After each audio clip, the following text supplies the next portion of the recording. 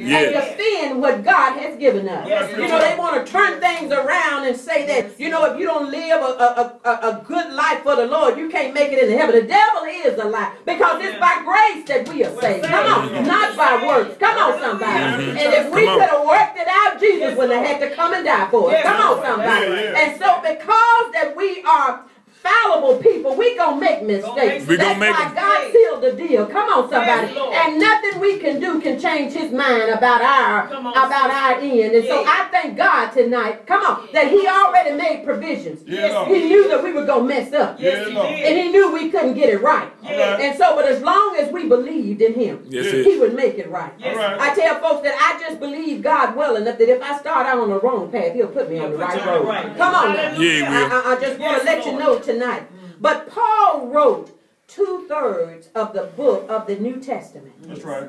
What an awesome writer. Amen. What an awesome man. And I wanted to just tell you a few things about what he wrote. He wrote to the Romans. He said, and when Paul started, this was a foundation book when he started laying the foundation about Christianity.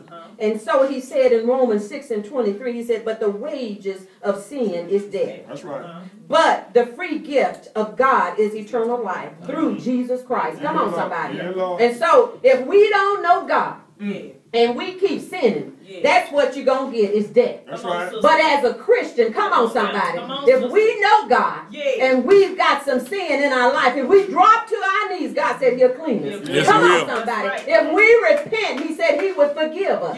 He is just and right. So I thank God today that whatever I do is covered by the blood. Covered by the blood. Come on, somebody. And you need to know that tonight. And so one of our scriptures where he tells us how to live a holy life, Romans 12:1-2, it says, but I beseech thee, brothers, by the tender mercies of God, that you present your bodies as a living sacrifice, holy and acceptable to God, which is your reasonable service.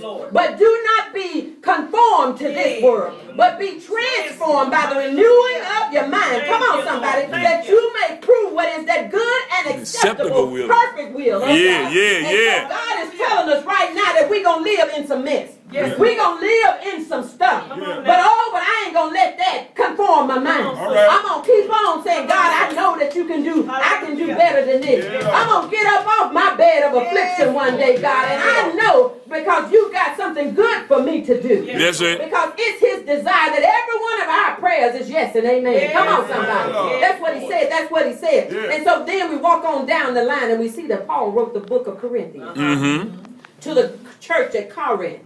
And so we had folks up in there still doing some of everything. There was incest among the believers. See, that stuff going on today. There was public lawsuit between the Christians.